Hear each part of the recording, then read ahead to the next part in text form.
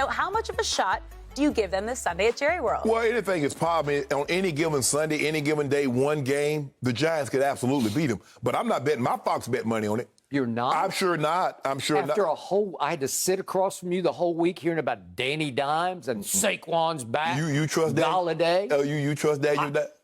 I'm talking about you. No. I'm not in the Hall of Fame. You are, and you've been talking up the Giants all week. Exactly. I'm in the Hall of Fame, but I'm in the Hall of Fame for not making bad picks. That's what I'm about to go into the Bettors Hall of Fame. Yeah, I'm going to get my due back. You over there. Oh, you over there. I got 50 cases. I got a swimming pool. I got 2 swimming pools.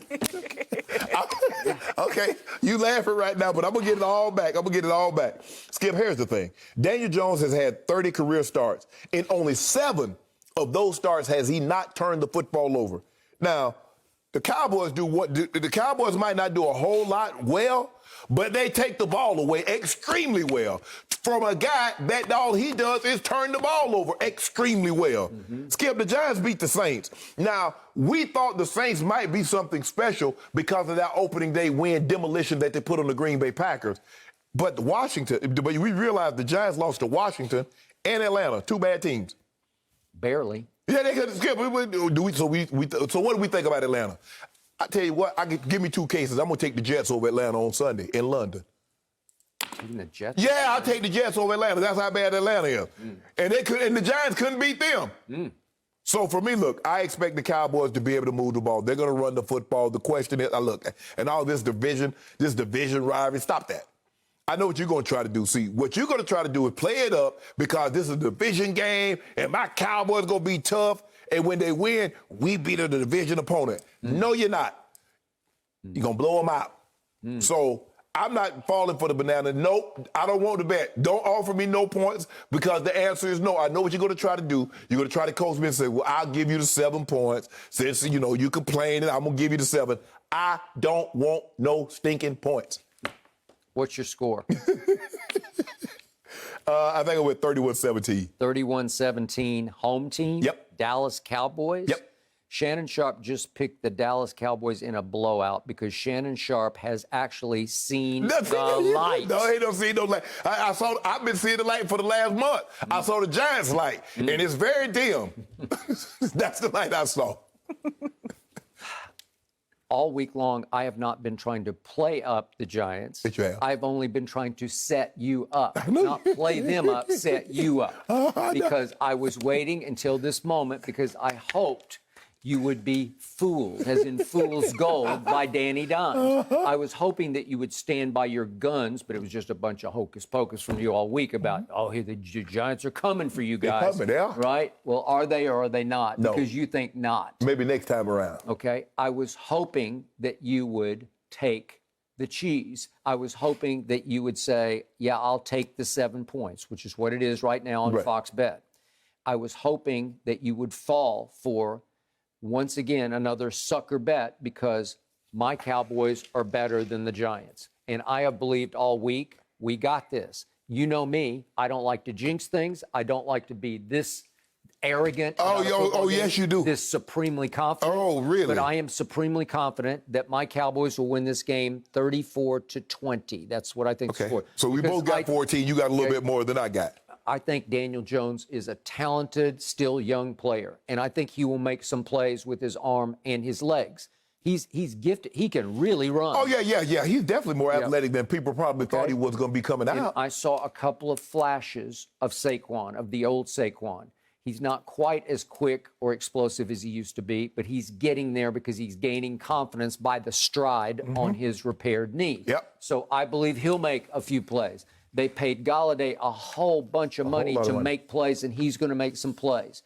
But I do think that you are correct about my defense.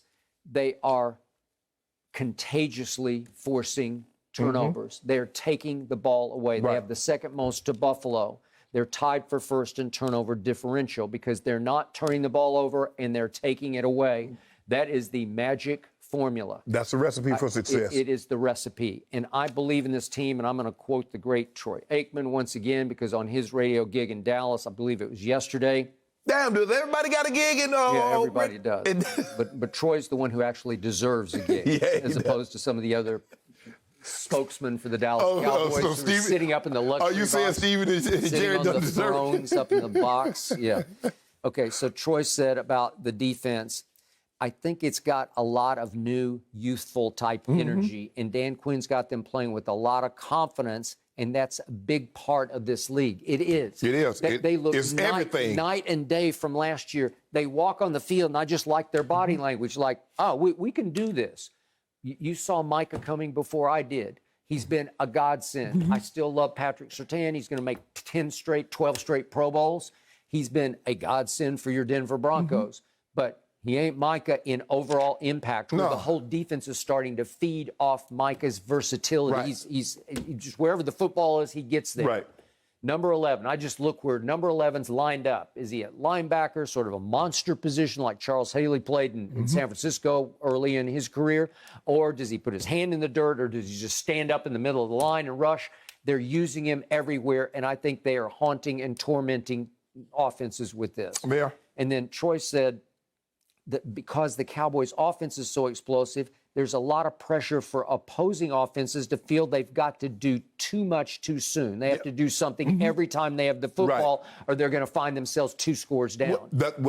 Isn't that what happens when you play the Bucs? Yeah. Because of their offense. That's what happen when you play Patrick Mahomes. Yeah. His offense is so dynamic. Now we got to match him. We got to take unnecessary risk. And the next thing you know, the difference between those Cowboys are getting turned. The ball gets popped up in there. It's not hitting the ground without somebody with a star in their head, his helmet sliding up under it. Yep. If the ball's on the ground, somebody's going to jump on it for the Cowboys. Okay. So that's where they are. They're in a feeding frenzy with this turnover. And that's what happens, Skip. Normally, you have they come in bunches.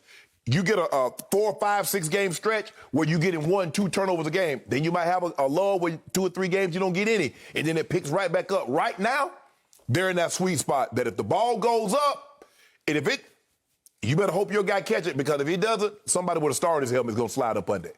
And a lot of times that has been one Trevon Diggs. Yes. Who was the defensive player of the month in September, and then he's the defensive player of the week as we head into October. Yep.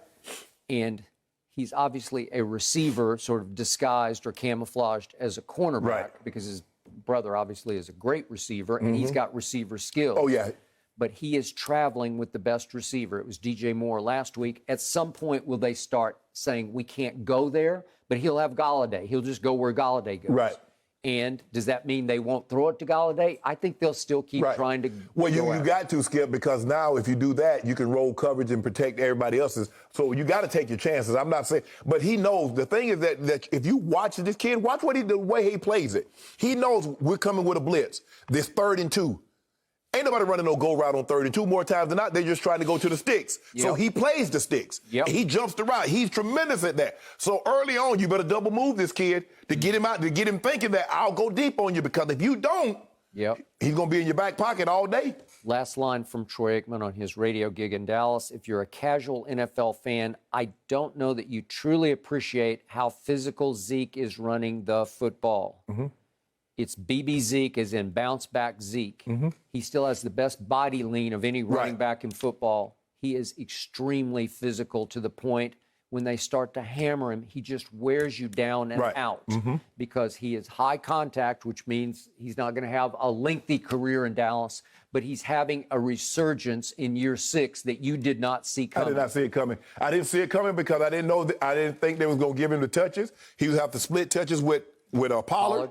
And this is a running team. You got CD, you got Amari, you got Gallup. And so, Skip, I just didn't see the touches. If you remember last year, Skip, a lot of times he was getting hit in the backfield before he can get started. Agreed. Now the holes are so big, he's 5 yards before someone's laying a hand on him. Zach Martin, first team, Pro Football Focus. Ty Smith is back to being Ty Smith. Still, although he's not a household name and he's subbing in for Lyle Collins, you hadn't heard his name. And as long as the offensive lineman, you don't hear his name, he's doing good. I agree. Lyle Collins is going to be back, I think, in a couple of games. I don't know, he might go get that job back, though, Skip. You said you said when things going good, you don't like to upset the apple cart now. But how about him as a backup lineman? Swing tackle, if you will, right? So my favorite stat, I'm going to repeat one more time. With Dak Prescott at quarterback, The Dallas Cowboys are 27-0, 27-0 when they run it more than they pass it. I think they've flipped the script back to more of a running team. They're going to run to pass. They go in 2016-18 Cowboys. Okay? Yes. We're last year early, and if we go to 2019, they threw it to run. I mean, they were just, you said, they're just pass happy. They're pass crazy. Okay? Now they've gone back to meat and potatoes, and they will grind you down and wear you out. And when Dak throws, it's high percentage, it's low risk, high reward, because he does have three. We don't want to have Gallup back quite yet, but he's got two big-time receivers and two really good tight end targets. Right. So all of a sudden, he hurts you every time he play fakes and drops back to throw. Somebody's going to be way open. Well, I think the thing is, Skip, is that they got back to, although this style is not as entertaining as throwing the ball 50 times a game, this style is more conducive for winning than throwing the ball 50 times a game. Maybe Jerry has finally sat back and said, maybe we should try to win. Well, how about if Jerry just sit back? That would be the best. That's the best recipe for winning. Jerry just sitting back. Let the coaches that he hired to do their job do their job. Okay. And last week, fatefully, he got rid of one of his sons, Jalen Smith. He just said, okay, we don't need him anymore.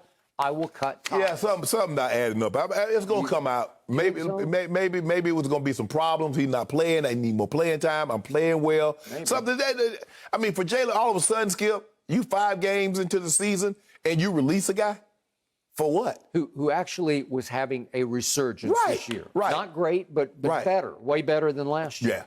Yeah. I was shocked. And I was shocked that Jerry co-signed on it, because I'm sure the coaches said, hey, we just got to move on, because Keanu Neal's coming off the COVID list.